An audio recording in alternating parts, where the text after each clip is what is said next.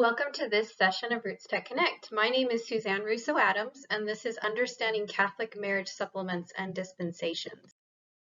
The Council of Trent is really the beginning to understanding marriage supplements and dispensations in Catholic research.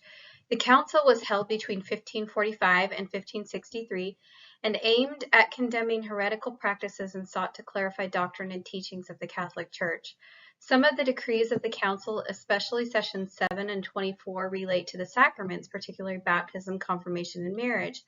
Clarifications were made, and as a result, record-keeping became a more common practice of the Church.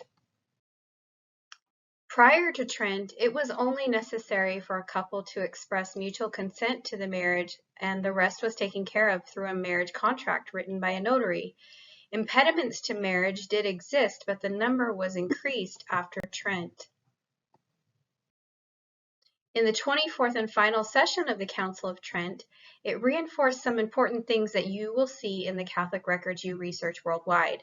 Some of these things were the posting of bans on 3 consecutive Sundays or feast days, entering marriage by free choice, the marriage being performed in front of at least 2 witnesses, parental consent, and of course the reinforcement that marriage was a sacrament, a matter of church business, and ultimately a communal right.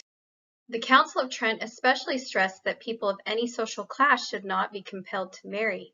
Trent made injunctions toward landlords and magistrates who, quote, compel both men and women who live under their jurisdiction to contract marriage against their inclination.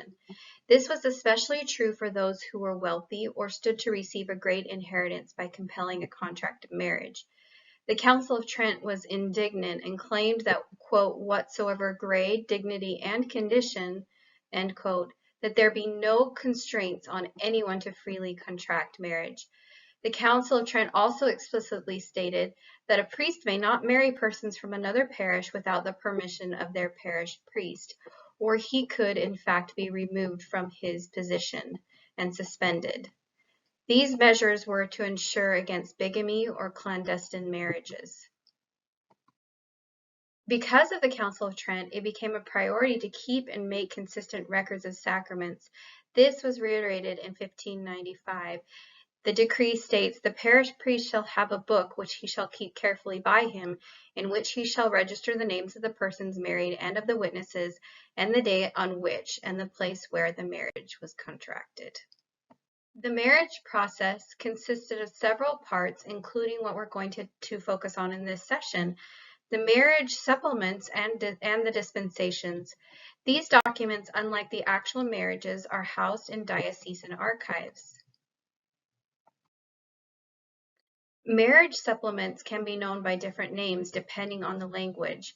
What you need to know is that it refers to any supplementary documentation, specifically to the pre-marriage interrogations or questions asked by priests to determine if there were any impediments to the marriage.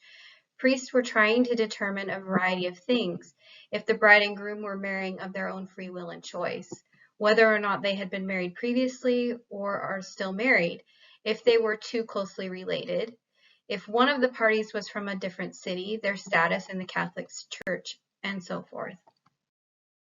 Here's an example of questions that might have been asked. These questions will be similar worldwide. I've highlighted some of the questions that directly apply to the marriage process and the things the Church was interested in understanding. Again, this relates to promises to marry, consanguinity, affinity, other impediments, and consent. Don't worry if these terms sound kind of unfamiliar to you. We're going to go through them in this presentation. All couples were required to go through the pre-marriage process. Some countries and dioceses were better than others at keeping these documents, and some of these did not survive. Again, you should check the diocesan archives where your ancestor lived to see what survives. Beyond the marriage packets are the dispensations based on a variety of impediments. The dispensations are also held at the diocese. So how do you know whether you should look for a marriage dispensation for an ancestor?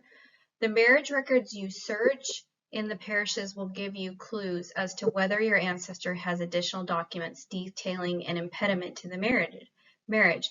This would be above and beyond the questions asked to determine those impediments. In this example, we read that there is no impediment detected, and that before the marriage took place, there was an impediment of fourth degree consanguinity detected and dispensed just 4 days before the marriage took place. We also learned that they were, quote, interrogated or questioned before the priest, and that they are marrying at mutuo consensus, or by mutual consent. You can clearly see evidence of those items that the church was concerned about understanding and ensuring based on the outcome of the Council of Trent. I would like to now delve a little bit into the marriage dispensations and the impediments that caused those dispensations to occur. You might be asking, what is an impediment? What is a dispensation? These are new terms to me. So an impediment was anything that could embarrass or hinder a person, in this case, to marry. There are a few different types of impediments, those that were prohibitory or preventative and deriment impediments. The prohibitory only stood as an obstacle if discovered prior to the marriage and could render the marriage illicit or forbidden, but did not nullify or void the marriage. A deriment impediment voids a marriage unless it's dispensed. Some impediments could be dispensed only by, well, all impediments could only be dispensed by a bishop. A dispensation is, as it says, an exemption from the immediate obligation of that law. There are 5 prohibitory impediments. Betrothal, or a true faith promise to marry, was, in most non-English countries, done actually in front of an ecclesiastical authority. And lest you think that breaking a promise was easy to do, it actually was not. And it was important that individuals kept their betrothal promises. At the Archdiocese of Sao Paulo, I was introduced to a document by the archivist there where the woman was taking her fiancé to church court because he refused to marry her after promising to do so. They had already had sexual relations and she was pregnant. His argument was that he did not love her, she was ugly, and she had no teeth. And she countered with 2 love letters that he had written to her, and this was in the 1700s. I'm not certain how that ended, but it made for some interesting reading. Another impediment to marriage was a simple vow of chastity. In the Roman Catholic canon law, a solemn vow is a vow, a deliberate and free promise made to God about a possible and better good, that the church recognized as such. Any other vow, public or private, individual or collective, concerned with an action or with abstaining from an action is considered a simple vow. So there's also mixed marriage. Marriages of a baptized person with an infidel is null and void, and the marriage of a Catholic with a baptized non-Catholic is a prohibitory impediment. There's also this term vitatum ecclesiae. This is related to the capacity to marry. Someone had to fulfill an obligation before they were able to marry. Marriage was prohibited until the condition could be removed. An example could be a betrothal maybe to another person. Forbidden times is our last prohibitory impediment, and this prohibits celebrating marriages during certain dates. I want to talk a little bit about forbidden times. The forbidden times were actually reduced by the Council of Trent to be the days from Advent to Epiphany and Ash Wednesday to Low Sunday.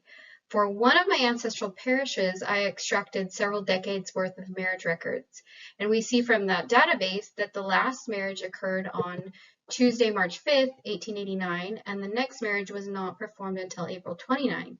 So in 1889, when this occurred, Ash Wednesday was on March 6th and Low Sunday on April 28th. This is just to say that you should not expect that a marriage would occur during these forbidden times. If a priest did marry a couple during any of these forbidden times, it would require that dispensation.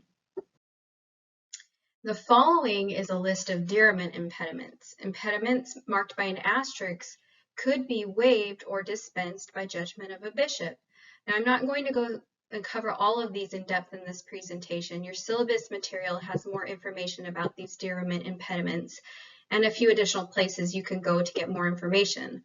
I specifically want to highlight and show a few examples of some of the most common impediments in my experience, in my research. You will most often see dispensations because the banns were not read, or probably most common that there's a relationship between the bride and the groom either by consanguinity or affinity. If the banns were not properly read or were shortened, this was something easily dispensed by a bishop. The banns were supposed to be read on 3 consecutive Sundays or festival days. They were also to be read and posted in the parish of both the bride and the groom if they did not reside in the same parish. Again, something that was easily dispensed and the marriage moved forward. The impediment of consanguinity or affinity are the impediments most targeted by genealogists because they provide us with relationships and help us understand the family beyond just the bride and the groom. Being related by consanguinity means that the parties contracting marriage are socially recognized as having a biological descent link. Consanguinity literally means with the blood, reflecting the old incorrect assumption that biological inheritance is passed on through blood rather than DNA. Consanguinity refers to the state of having descent from a common ancestor, being of, quote, common blood, so siblings, cousins, etc. The parties contracting marriage had to have a dispensation if they were related to each other closer than the 4th degree or 4 generations back. Don't worry, we'll walk through this, what it looks like. A chart is especially helpful in these situations, and I provided one for you in your syllabus. Now, relationship by affinity is a kinship link that is not necessarily by blood, although someone could have both. In this instance, we are seeing a document where the bride is the widow of the groom's brother. In other words, her husband passed away and she is now marrying her brother-in-law. Again, if you're wondering what it means to be related within the 4th degree or even in the 1st degree or 2nd degree, this chart illustrates the degrees or relationships for those related by blood. Because most people married within their own parish or nearby parishes, it's plausible or possible that a person could be related within 4 generations. This chart also is provided, like I said, in your syllabus, and a variety of similar charts can be found just by Googling consanguinity or affinity chart on the internet. Again, these could and were easily dispensed by a bishop. In fact, this is the marriage dispensation of my great-grandparents, Matteo Russo and Maria Accetta. The beautiful thing about these records is that they list or even draw in chart format the ways in which the bride and groom are related to each other. In this case, Matteo is related to Maria in the 3rd degree of consanguinity and Maria to Matteo in the 4th degree, giving us generation by generation their relationship. This is an absolute treasure trove of information. In case you are wondering what this looks like or what that means in this instance, the chart looks something like this. Matteo's grandfather and Maria's great-grandfather were brothers. Now, this is not a DNA class, but if you have a small locale where there's a lot of intermarriage, you could end up with some degree of endogamy. This means that your DNA matches show more closely than they perhaps are using paper documentation for, or that you're related to someone in more than one way. As an example, in my Ancestry.com DNA results, I saw someone who showed up as a 2nd to 3rd cousin who didn't have a tree connected to their DNA result, and I didn't recognize her name.